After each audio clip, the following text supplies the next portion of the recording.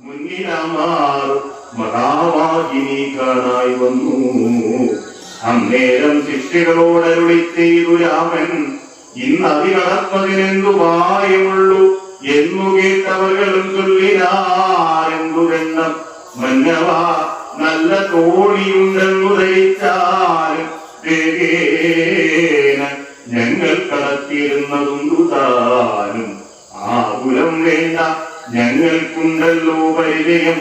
എങ്കിലോ തോണി കരേറിയിടാമെന്നവർ ചൊന്നാൽ ശങ്ക കൂടാതെ നീക്കം തോണിയും കടത്തിനാൻ ശ്രീരാമൻ പ്രസാദിച്ചു.